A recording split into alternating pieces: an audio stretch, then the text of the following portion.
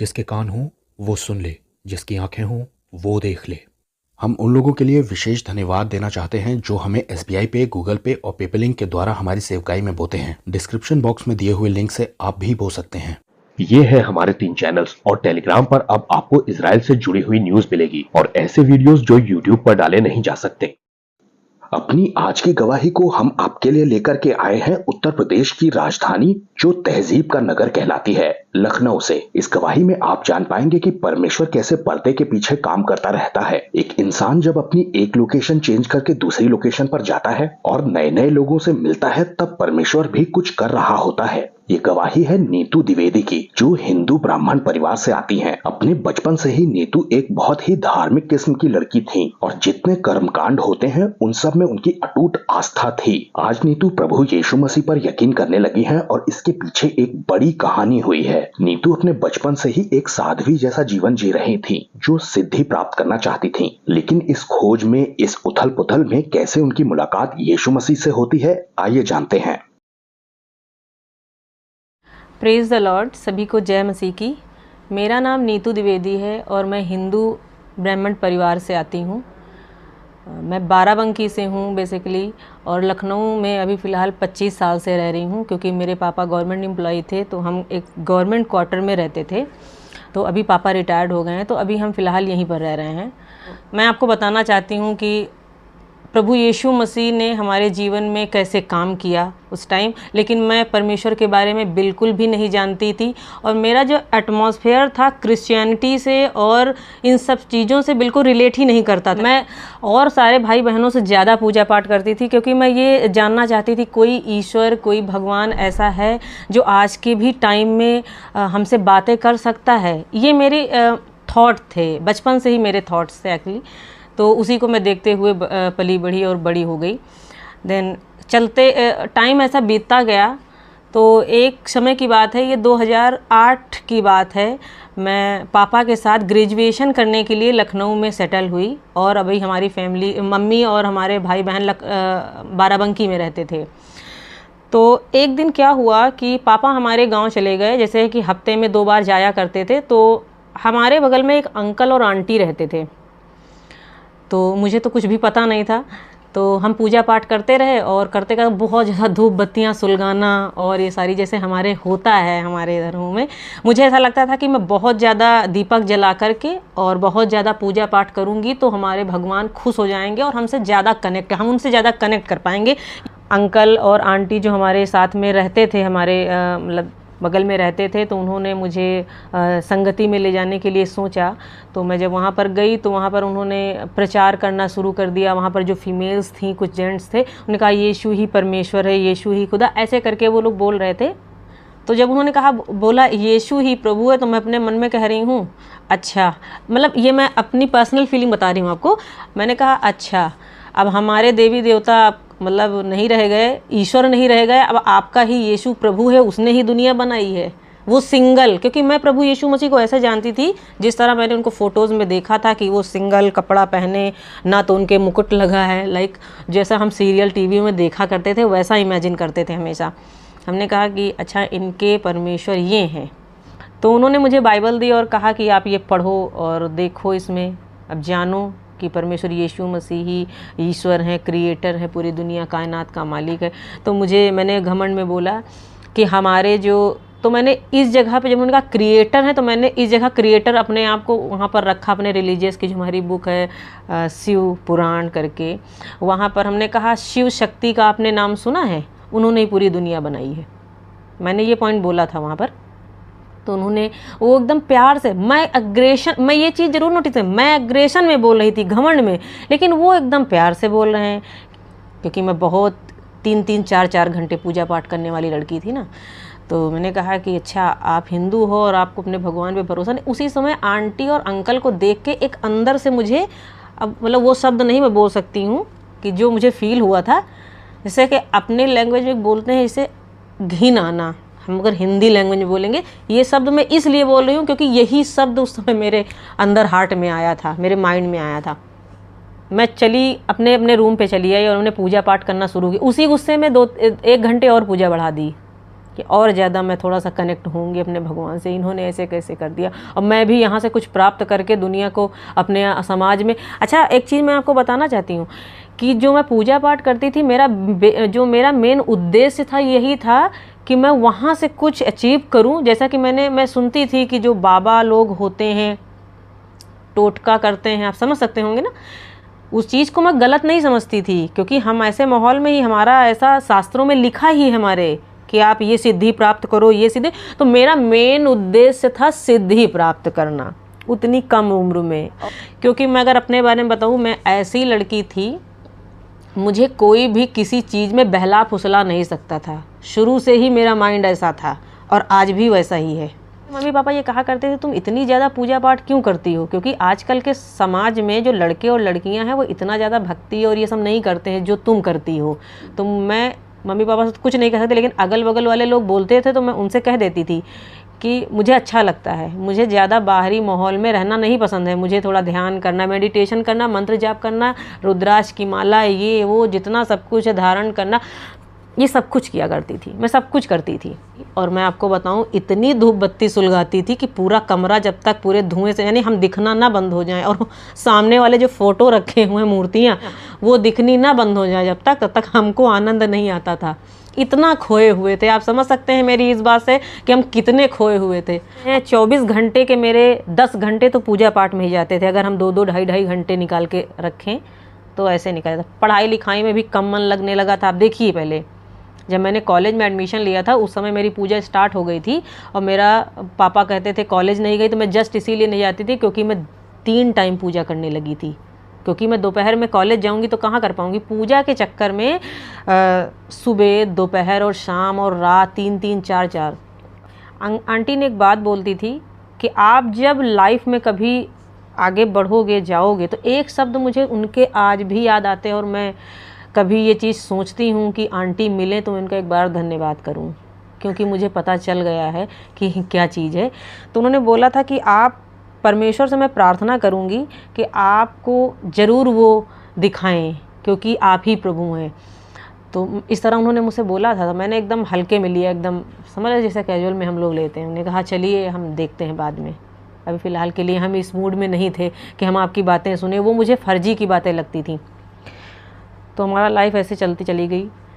और इसके पहले मैं आपको बताऊं, हमारे पिताजी, हम, उनका एटमॉस्फेयर ऐसा था ऑफिस का कि शाम को ड्रिंक वगैरह कर लेते थे, तो इस वजह से लड़ाई झगड़ा नॉर्मल सी बात है, जिनके घर में ड्रिंक होती बहुत करते थे। तो लड़ाई, अब मैं घर में बड़ी बहन हूँ और मेरी 2 बहनें और छोटी हैं और 2 भाई हैं। बहनों में मैं सबसे बड़ी हूँ, तो अब हमारी जिम्मेदारी भी बनती है कि कैसा माहौल है उसको हैंडल करना, ये सारी चीज़ें थी। मम्मी मेरी बहुत सीधी, पापा भी मेरे सीधे हैं, लेकिन पीने के बाद कोई सीधा नहीं रहता है। इतना खौफ बन रखा था कि हमारी मम्मी ये बात शाम के समय ज़रूर डेली मुझसे बोलती थी कि अब आ रहे होंगे, अभी लड़ाई झगड़ा करेंगे। आप सोच सकते हैं कि उनको मानसिक शांति नहीं थी। खाने पीने का सुख, चैन, आराम सब कुछ था, बहुत सब कुछ बढ़िया था, बस एक चीज़ नहीं थी, घर में शांति नहीं थी। ये 2019 लास्ट की बात है, ये तब तक बिल्कुल ऐसे ही चलता रहा। लेकिन जब 2020 लगा तो फरवरी में क्या हुआ कि एक दिन मैं छत पे अकेले बैठी हुई थी और मैं रो रही थी। मैं सोच रही थी, क्योंकि मैं पूजा पाठ बहुत ज़्यादा करती थी, तो रो रही थी तो सिर्फ भगवान को ही सोच के रो रही थी। मेरा रोने का मतलब यही था कि मैं उनके बारे में नहीं सोचती थी कि वो ड्रिंक करके लड़ाई झगड़ा क्यों करते हैं या ये सारी की चीज़ें। मैं सिर्फ इसलिए मुझे परेशानी होती थी कि मैं इतना पूजा पाठ करती हूँ, क्या मेरे कोई, हमारे हिंदू में बताते हैं कि पिछले जन्म के कर्म ये बताते हैं ना, तो इंसान अगर कुछ नहीं भी गलत करता है तब भी वो माइंड में डाला गया है कि तुम्हारे प्रारब्ध होगा, तुम्हारा प्रारब्ध होगा, ऐसे बोलते हैं। तो मैंने कहा मेरा भी कुछ पिछला जन्म रहा होगा, क्योंकि मैं इस जन्म को तो अच्छे से जान रही हूँ ना कि मेरा इस जन्म में क्या है, मैं कैसे रह रही हूँ। इसके बावजूद मैं कुछ गलत नहीं करती थी, तब भी मैं कहती थी कुछ हमको लगता है कुछ पिछले जन्म का खराब हमने किया है, इस वजह से ऐसा हो रखा है माहौल में। यही समझाती गई अपने आप को। मेरे एक बड़े भाई हैं जो बोल और सुन नहीं पाते थे, तो मैं चाहती थी कि मैं ऐसा कुछ प्राप्त कर लूँ भगवान से कि उनको लेकर के मैं अपने आप ही करके कुछ मतलब उनको वो ठीक हो जाएं, ऐसा मेरा मानना था। ऐसी सिद्धि मैं प्राप्त कर लूँ। मैंने यूट्यूब पे एक वीडियो देखा, एक कानपुर के एक फेमस बाबा जी हैं कि वो तंत्र मंत्र ये सारी चीज़ें करते हैं और काफ़ी फेमस बाबा जी हैं वो। तो जनरली जैसे सब लोग जाते हैं जिनकी जहाँ मन्नत पूरी होती है, तो मैंने भी देखा, हमने कहा एक बार मैं भी जाकर देखती हूँ, शायद मेरा भाई ठीक हो जाए। ऐसा क्योंकि यूट्यूब में मैंने देख रखा था किसी का कुछ ठीक हो रहा है, ये ऐसा उसमें दिखा रहे थे, लेकिन हमने कहा वहाँ जाने के बाद पता चलेगा। 2020 में फरवरी में मैं गई और मुझे अच्छे से याद है, मैं 6 फरवरी के दिन कानपुर गई थी और आप समझते कानपुर देहात लगता है वो, और बहुत ज़्यादा ठंडी थी वहाँ, कड़ाके की ठंड थी, बहुत ज़्यादा ठंड थी। मैं 7-8 दिन के लिए गई थी क्योंकि फ़ोन पे बात हो चुकी थी। उनके यहाँ का पूरा ऐसा सिस्टमेटिक उन्होंने अपना सिस्टम तैयार ही कर रखा था कि 6 से 7 दिन से कम नहीं लगेंगे, तो हम 8 दिन का टाइम लेकर गए थे उनके यहाँ। तो जब मैं गए, जब हम सब सारे लोग वहाँ पर गए, तो मेरी छोटी वाली सिस्टर थी, मेरा बड़ा वाला भाई था और मैं थी। गए तो वहाँ रात में हम रुके और उसके नेक्स्ट डे से चढ़ावा चढ़ाना ये सारी चीज़ें हमने करी। उसके बाद में बाबा जी से मिलना भी तो था अपॉइंटमेंट लेकर, तो पैसे वैसे भी लगते थे। तो मैंने कहा कि, और ऐसा था कि 200 रुपये का अगर आप टिकट, उनका अपना कुछ चार्ज था, अगर लोगे तो आपको 4-5 दिन में टाइम मिलेगा उनका। अगर आप 1000 रुपये का लोगे तो आपको 72 घंटे में मिला सकते हैं। आप अगर 2500, 5000, ज़्यादा से ज़्यादा आप जितने दे सको वो अटेंडम भी मिल सकते हैं, ऐसा सीन था। मैं वहाँ जब गई तो मैंने ऐसा पाया, वहाँ पर काउंटर भी देखे कि कहाँ पर क्या क्या हो रहा है क्या नहीं। तो रात में पहुँची थी, रात बिताई। और एक मेन पॉइंट आपको बताना चाहूँगी कि जब मैं रात में वहाँ लेटी थी तो उसी समय रात में 12-1 बजे के करीब पायलों की छनछनाहट बड़ी तेज़ उनके मंदिर से, क्योंकि मैं जहाँ लेटी थी होटल में सामने मंदिर था, 3-4 मंदिर बने हुए थे, सामने से मंदिर से कोई लेडीज पायल पहन के चल के आ रही थी, खूब तेज़ दौड़ के आई। और आते ही आते जहाँ, जैसे मैं यहाँ पर बैठी हूँ तो 10 कदम की दूरी पर रुक गई आवाज़, क्योंकि हमें पता चलता है ना कि ये आवाज़ कहाँ तक आई है, कहाँ से रुक गई है। मेरी सिस्टर डर गई, उसने भी सुना। अच्छा, मेरा वहम हो सकता है, मेरी सिस्टर साथ में थी, उनका वहम तो नहीं हो सकता है। और जो वहाँ पर 3-4 बैठे थे वो भी शॉक्ड हो गए, ऐसे ऐसे देखने लगे अगल बगल करके। तो रात का माहौल था, हम अनजान थे, कोई हम एक दूसरे को जानते तो है नहीं। तो मैंने सोचा ये कौन है, तो मैंने सोचा माता जी होंगी, क्योंकि हम मंदिर में है ना, तो भूत प्रेत का कोई सवाल ही नहीं उठता। तो हमने कहा माता जी होंगी, क्योंकि सामने वो माता जी का मंदिर था। माता जी तो थी। माता जी जब आ गई सामने तो उसी रात में हमारे बुखार क्यों चढ़ाया? जिस रात में हम गए थे माता जी खुश होके आ गई, माता जी ने दर्शन दे दिया, सब कुछ कर दिया, माता जी ने बुखार भी चढ़ा दिया। उसी रात में मेरे एकदम जाड़ा लग के, बहुत ठंडी का मौसम तो था ही, इतनी कोई रजाई भी नहीं थी कि मैं 3-4 रजाइयाँ ओढ़ लूँ तब भी मेरी ठंडी न जाए। मैं कांपती रही वहीं पर, और मेरी सिस्टर किसी तरह इंतज़ाम करके इधर उधर से उसने मुझे उड़ाया, क्योंकि फ़र्स्ट टाइम गई थी ना मैं, उड़ाया। और मैं सुबह जब उठी तो मेरी हालत ख़राब, मेरा मुंह एकदम लाल और आँखें, ऐसा लग रहा है मैं 4-5 दिन से सोई नहीं हूँ। अचानक हुआ सबको, वही आवाज़ आने के बाद में। जब तक गई थी तब तक ठीक था। ठंडी इतनी ज़्यादा, और मुझे 5 बजे सुबह उठना है, नहाना है और 5 बजे ही हवन करना है। सारे लोग हवन करते थे। और मैं आपको बता दूं कि जो उनकी पर किट थी, एक किट की जो उनकी कीमत थी वो 3500 रुपये थी। ये 2020 की बात है। तो उन्होंने, अब मैं 25,000 रुपये लेके गई थी, मैं आपको बताऊं। और मैं आपको ये भी बताऊं कि ये 25,000 रुपये मैं अपने पेरेंट्स से मांग के लेके नहीं गई थी। इतना आस्था, इतना बिलीव था भगवान के ऊपर कि मेरे भाई जी ठीक हो जाएंगे। मैंने अपनी गोल्ड की चेन गिरवी रखी थी कि मैं लेकर जाऊंगी, क्योंकि वो भगवान है और मेरी सुनेगा और इनको मैं ठीक करके लाऊंगी। इतना आप समझ सकते हैं कि मैं अपनी बहन खुद की अपनी चेन रख रही है, ना कि मम्मी की, ना कि पापा की, घर की ज्वेलरी नहीं, अपनी पर्सनल। इतना मुझे बिलीव था, मैं अपने बिलीव पे लेके गई थी। वहाँ पर कमांड थी ये कि आप 1 घंटे उस हवन के सामने ज़रूर बैठोगे। जब तक वो हवन जलता रहेगा, लकड़ियाँ जलती रहेंगी, आप हिल नहीं सकते हो वहाँ से। 1 घंटे बैठना पड़ेगा आपको। तो मुझे थोड़ा सा अनकंफर्टेबल लगा कि जनरली हम तो अपना घर में कर लेते थे, करके ख़त्म कर देते थे। वहाँ हमको बैठना जब तक वो राख ना बन जाए पूरी, ऐसा था कि वो राख बननी चाहिए। राख उठाकर आप अपने किसी भी चीज़ में लगाओ बरकत के लिए, आप समझ सकते हो, कुछ ऐसा था वहाँ पर। तो मैंने भी उसको वैसे ही किया। मैं बैठी थी, मुझे बड़ा तकलीफ़ हुई वहाँ पर, क्योंकि मेरी तबीयत नहीं सही थी और मॉर्निंग का समय था, तो मैं करती रही। तो एक दिन मैंने क्या, मेरी तबीयत ज़्यादा ख़राब थी, मैं सुबह नहीं उठ पाई, मैंने शाम को कर लिया। तो शाम को ऐसा था कि आप बहुत ज़्यादा अगर ख़राब खस्ता हालत में हो तब आपको शाम को मिलेगा करने के लिए हवन, वरना आपको मॉर्निंग में करना पड़े। तो एक दिन मैंने शाम को किया, तो मुझे रोका गया कि आप मॉर्निंग में ही करो, अगर आपके भाई की ऐसी ऐसी कंडीशन है तो उससे ज़्यादा आपको फ़ायदा मिलेगा। तो मैंने कहा ठीक है, मैं पहली बार आई हूँ, मैं इतना ज़्यादा पूरा आप समझ लीजिए इतनी मेहनत मैंने वहाँ करी है अपने शरीर के साथ में भी, वहाँ के एटमॉस्फेयर को झेल के मैंने 6 या 7 दिन वहाँ लगाए। और 6-7 दिन के लगाने के बाद बराबर किट लेकर पैसे लगा लगा के हवन करती रही। तो जब 6 दिन पूरे हो गए मेरे और 2 हवन मुझे अब घर पे करना है, तो उसका पैसा मैंने उनको दिया, टोकन दिया, उन्होंने किट दे दी मुझे, मैंने रख लिया उसको अपने बैग में। अब समय आया बाबा जी से मिलने के लिए हमने, और उस दिन मैं सुबह से, मुझे रात भर नींद नहीं आई, इतनी खुशी थी मैं, क्योंकि आज मेरे भाई ठीक हो जाएंगे और दरबार लगेगा, बाबा जी बैठेंगे और सब सही हो जाएगा। बाबा जी ने दरबार सुबह से ही लगा दिया, लेकिन मेरा जो समय आया वो रात में 12:45 बजे के करीब मेरा समय आया। और दरबार के सारे लोग अपना काम करा करके, जो छोटी मोटी बीमारियां, बुखार, ये सब टेढ़ा, कोई टेढ़ा है, कोई कैसा है, ये सारी चीज़ें मैं वहाँ देखा करती थी। वो ठीक ठाक पता नहीं क्या करते थे। मैंने किसी को तो तत्काल चलते हुए या स्टंट सही होते तो नहीं देखा, क्योंकि वो ये बात कहते थे कि 8 हवन करोगे, असर उसका धीरे धीरे होगा, ऐसे बोल के वो सबको कहते थे कि आप आते रहना और हर अमावस्या आप आते रहो यहाँ पर। तो मैं रात में बैठी और रात में बैठने के बाद बाबा जी आए, सामने बैठे और उनके बगल में सोफे पे एक 13 से 14 साल की लड़की बैठाई जाती थी।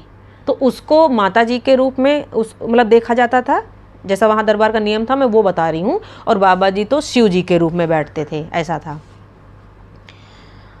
तो उनकी प्रार्थना, जो आरती सब शुरू हो गई, उनकी जो मंदिरों में होता है वो सारी चीज़ें शुरू हो गई। और शुरू होने के बाद में उन्होंने क्या किया कि रात में जब मेरा नाम बुलाया ना, तो मैं गई और मैं इतनी खुश थी उस समय, इतनी खुश थी कि मैं बता ही नहीं सकती। मुझे लगा आज ही सब कुछ, सब पूरा स्वर्ग धरती पे उतर आएगा, ऐसा वाला मतलब मेरी खुशी थी, ऐसी वाली।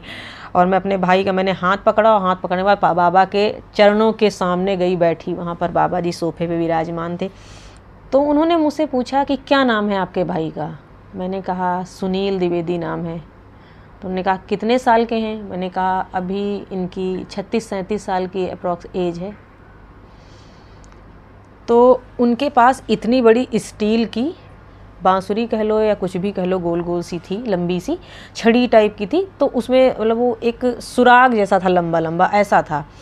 तो वो उससे ऐसे ऐसे करते थे और वो हवन कुंड बना रहता था और ऐसे करके फूंकते थे। जो भी करते थे मुझे नहीं पता, लेकिन वो ऐसा कर रहे थे।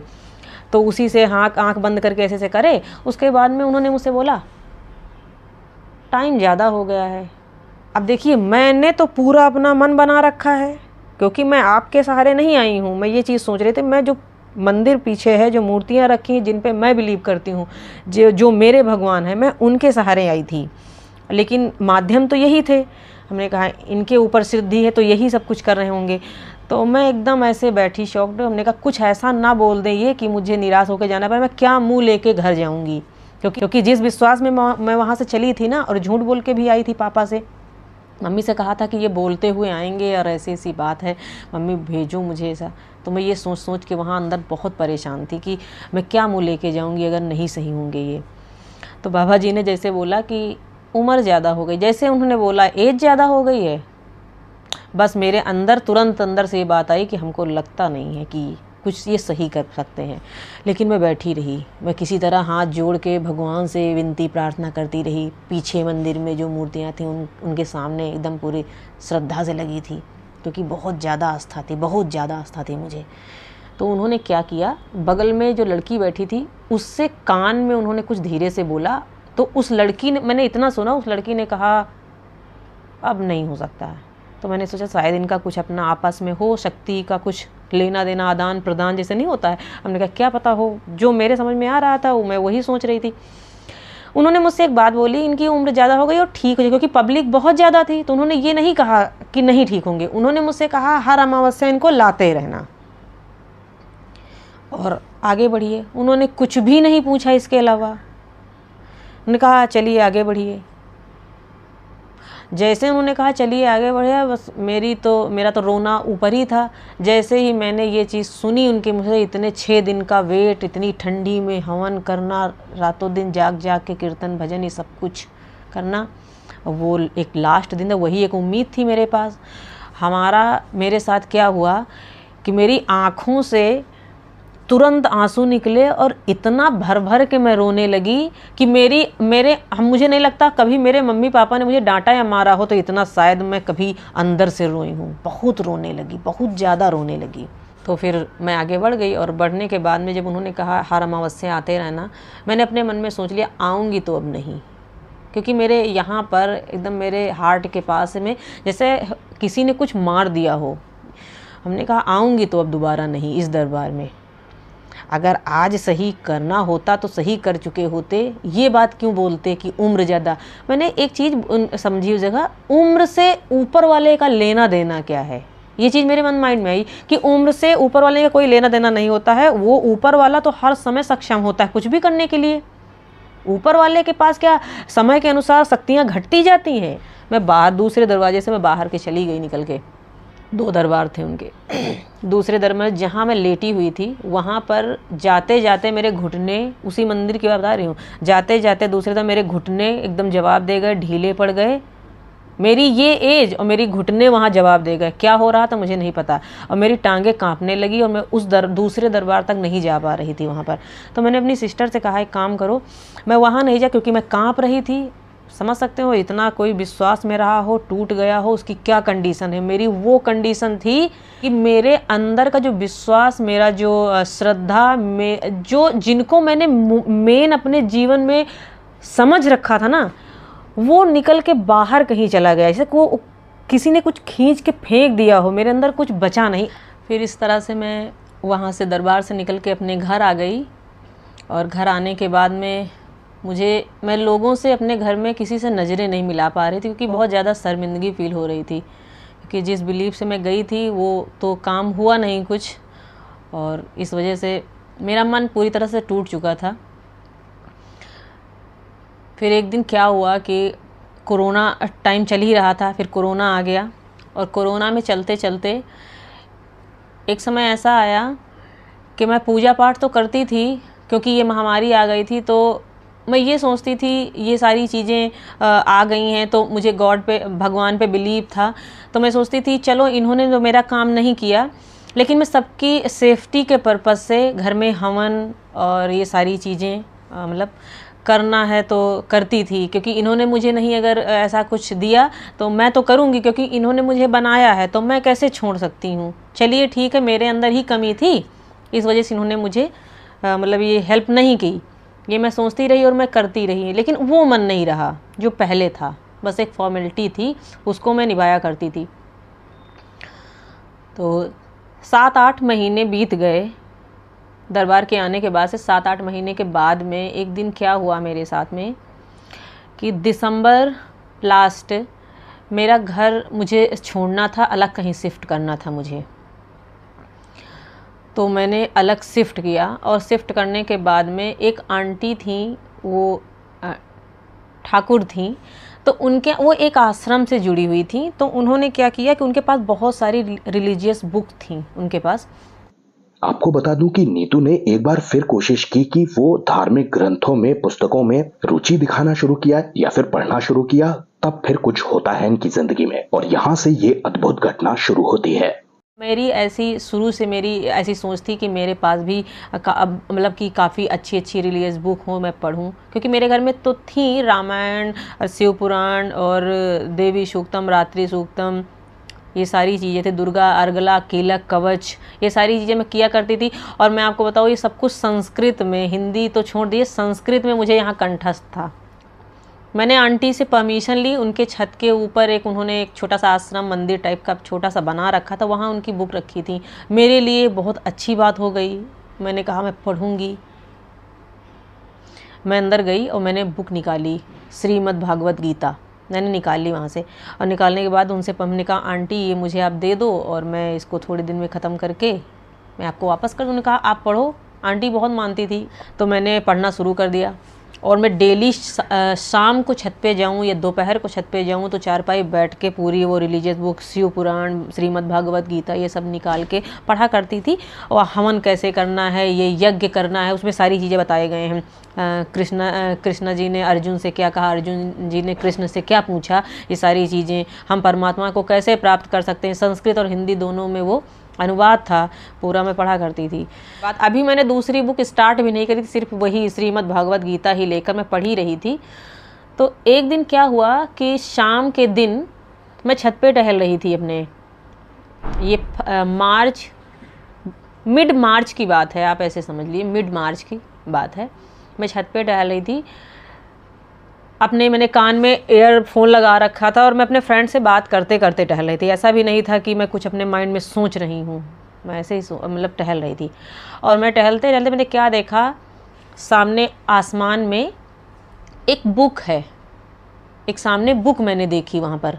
जब मैंने बुक देखी तो अभी वो बुक ऐसे खुली हुई है, सामने ऐसे खुली हुई है, तो उसका जो बैक का कवर है वो ब्लैक कलर का है। वो काफ़ी दूर है तो मुझे तो उसमें कुछ सेंटेंस क्या लिखे ये तो मैं, उसमें वर्ड्स क्या लिखे ये तो मैं जान नहीं सकती, लेकिन वो बस कलर दिख रहा है। उसके पेज वाइट हैं, उसमें रेड कलर का ऐसे धागा लटक रहा था और मैंने उसको देखा, वो ऐसे थी।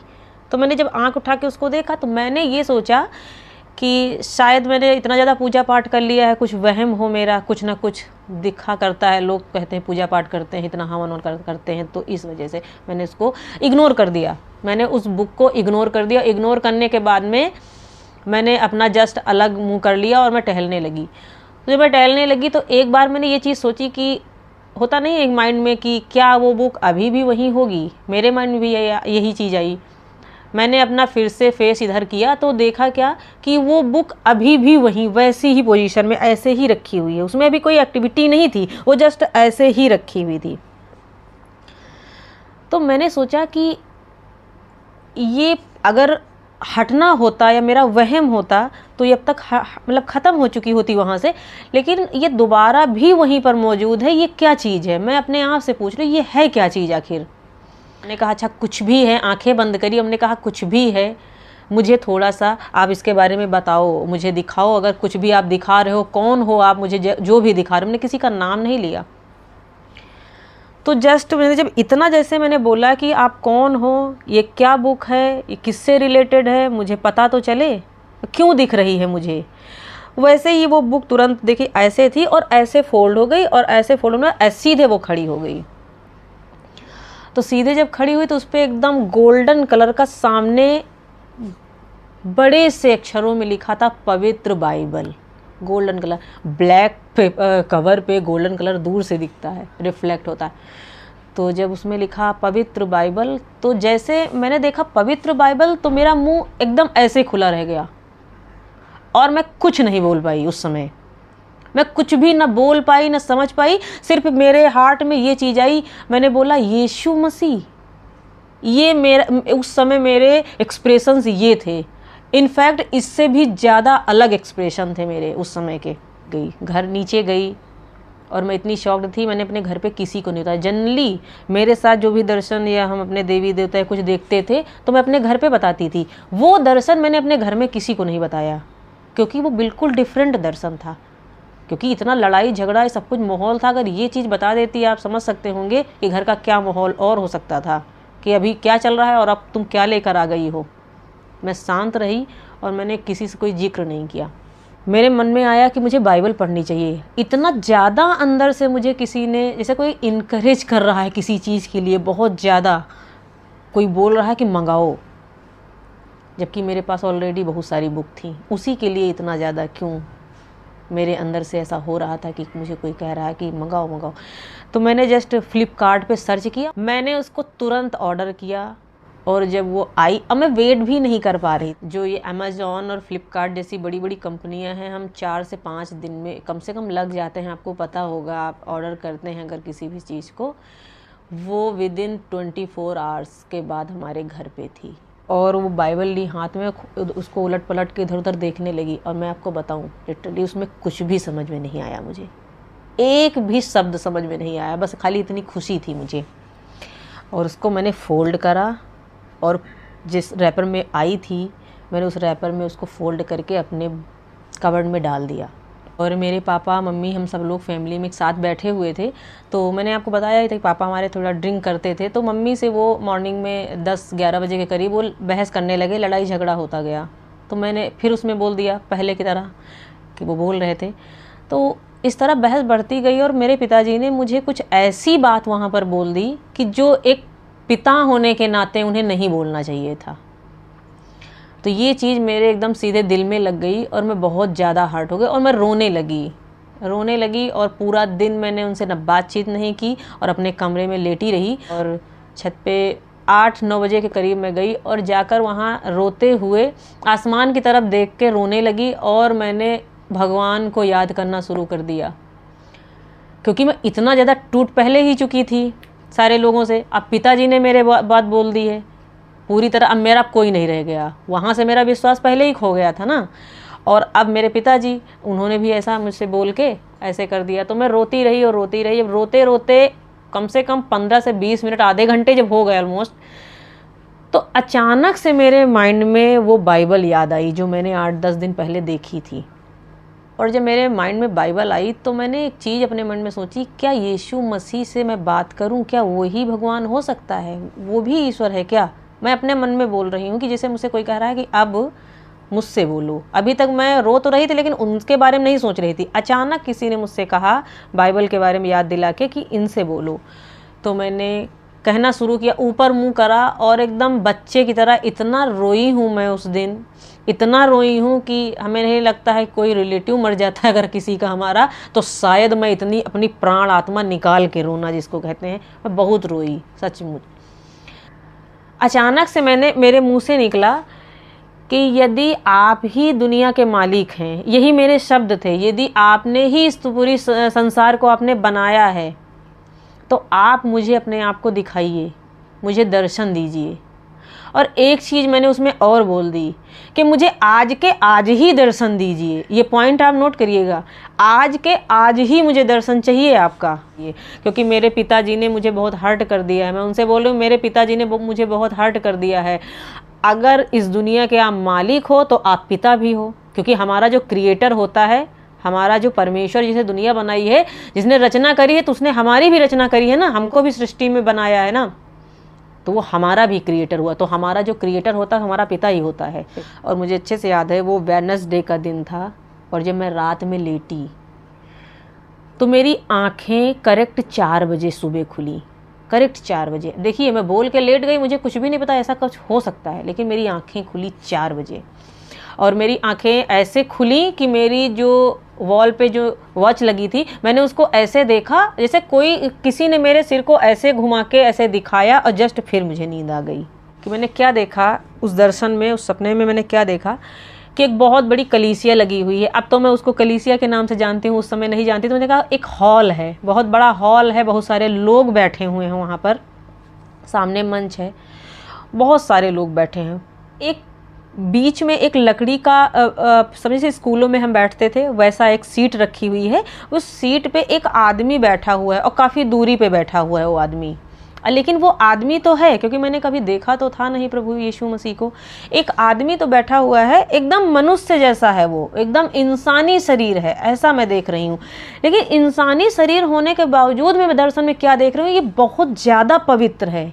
नहीं, मैं ये दर्शन में देख पा रही हूँ कि इसके जैसा आसपास में सारे लोग तो हैं, लेकिन इसको कोई हम टच नहीं कर सकते, इसको हम बहुत जल्दी पकड़ नहीं सकते, क्योंकि वो आत्मा में पता चलता है ये प्रभु है, ये इंसान तो है लेकिन वो पवित्र है। ऐसा वो एक रिफ्लेक्ट आ रहा था उसके शरीर से, एकदम किरणें जैसे निकल रही थी। ऐसा वो मुझे पहली बार मैंने देखा और वो मुझे दिख रहे थे। और मैं नीचे बैठी हुई हूँ, वो सीधा आकर के मेरे पास आता है और अपना दाहिना हाथ अब मेरी तरफ ऐसे उसने बढ़ाया, तो मैं अपना मुंह नीचे करके उसको ऊपर तक, क्योंकि इतने लंबे थे ना वो, कि मैं उनको ऐसे करके देख रही हूँ। मैं एकदम छोटी सी वहाँ पर, वो मेरे सामने जब खड़े हुए तो 6-6.5 फीट की हाइट, और वाइट कलर का उन्होंने पूरा अपना बागा जैसा कपड़ा पहन रखा था, और रेड कलर का उन्होंने अपना कुछ, जैसे होता नहीं कि एक, हम अपने लैंग्वेज में बोले एक स्टॉल टाइप का, तो उनके ऊपर वो एक वस्त्र था लाल कलर का पड़ा हुआ था। तो उन्होंने मेरा हाथ पकड़ा और सीधा हाथ पकड़कर जिस बेंच से वो उठ के आए थे ना, जिस सीट से, उस पे मुझे लेकर के गए।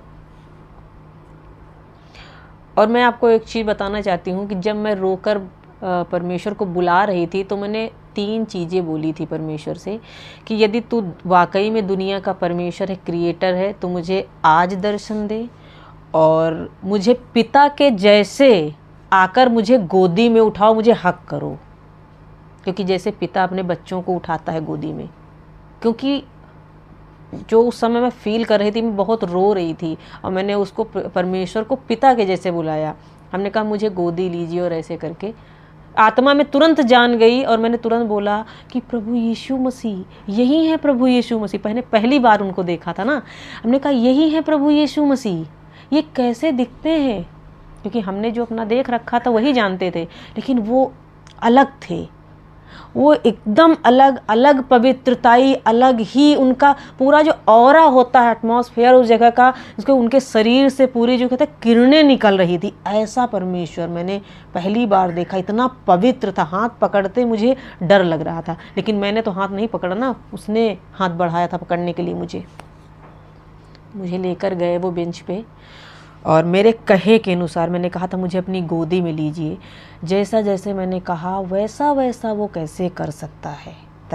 उसने मुझे अपनी गोद में ऐसे लिटा लिया, और मैंने उसके गर्दन के पीछे ऐसे हाथ फंसा के, अपनी उंगलियां फंसा के, और उसका फेस मेरे सामने था, इतने दूरी पर था, और मैं उसको पकड़ के इतना रोई हूँ, जैसा कि मैंने कहा था 3-4 घंटे रोना चाहती हूँ। आप पिता हो मेरे, मुझे गोदी लीजिए। वो चीज़ आत्मा में दिखा भी रहा था और कर भी रहा था, और मैं देख भी रही थी, वो चीज़ महसूस भी कर रही थी। ये क्या हो रहा था मुझे समझ में नहीं आ रहा, लेकिन हो रहा था। ये सपना था, और ये उसी दिन का सपना था। ये भी है ना, सपना तो हम कई देखते हैं, किसी से भी रिलेटेड देखते हैं, लेकिन हम जिससे बात कर रहे हैं वही आ रहा है, जो हम कह रहे हैं वही कैसे कर रहा है, एग्जैक्टली वो कैसे कर रहा है। और पूरा ऐसा भी नहीं कि प्रॉपर ड्रीम हो। पहले जगाया उसने मुझे 4 बजे सुबह, कि तुम्हें रिमाइंड रहे, ये नहीं कि रात में लेटी सुबह ही नींद खुल गई, नहीं, जगाया उसने मुझे। उस समय ऐसा फील हुआ कि पूरे जगत, पूरे संसार की चीज़ें, मैं आपको सच में बता रही हूँ, इतना मैंने अपने जीवन में देखा, सब कुछ किया, लेकिन जब उस परमेश्वर ने अपनी गोद में ऐसे पकड़ के जब लिपटाया ना, मुझे ऐसा लगा कि मुझे अब कुछ नहीं चाहिए, सब कुछ मुझे मिल चुका है। ये इतने सालों की तड़प, इतने सालों की जो खोज, जिस चीज़ के बारे में ढूंढती थी, वो प्रभु यीशु मसीह ने पूरी करी। यीशु मसीह ने ही पूरी करी। जब वो मुझे छोड़ करके, जब उन्होंने मुझे ऐसे उठाया और थोड़ा सा अलग बैठाया, क्योंकि अब जाने का समय हो रहा था, तो जैसे उन्होंने मुझे ऐसे हटाया ना, कि हाँ मैं पिता हूँ, तुम जैसे छोटे बच्चे को गोदी लेके उसको लाड दुलार करते हैं ना, हम लोग प्यार करते हैं, वैसे ही उसने किया मेरे साथ, सेम वैसे किया जो एक पिता करता है। लेकिन जब वो दोबारा जब चला गया, अब जब वो दोबारा, जब मैं रोने लगी, जब वो आया ना, अब वो परमेश्वर के जैसे आया, जबकि मैं इन सब चीज़ों के बारे में कुछ भी नहीं जानती थी। अब वो जब परमेश्वर के रूप में आया, तो अब आसमान से उसका सीधा हाथ, बहुत लंबा हाथ उसका आसमान से आया। इतना लंबा हाथ मैंने कभी नहीं देखा था। इतना लंबा हाथ आसमान से आता है, और उसने मेरे हाथ आगे बढ़ाकर मेरे यहाँ माथे पर ऐसे टच किया, और जैसे उसने ऐसे मुझे टच किया, तो मैंने पहली बार ये चीज़ देखी और सुनी भी थी और महसूस भी करी कि एकदम इलेक्ट्रिक जैसा शॉट जो लगता है ना, वो मेरे शरीर में लगा। एकदम बिजली जैसे एक आसमान जब गरजता है तो हम एक बिजली की कड़कड़ाहट सुनते हैं ना, सेम वैसी उस समय वैसा मेरे साथ हो रहा था। एकदम से मुझे झटके पे झटके लग रहे थे। आप ऐसे समझो कि मैं अपनी आँखों से उस इलेक्ट्रिक शॉक को देख रही थी। ऐसा नहीं कि उसने छुआ, मैंने महसूस करा, नहीं, उस सामर्थ्य को निकलते हुए उसके हाथों से आते हुए मैं अपने आप को भरते हुए देख रही थी।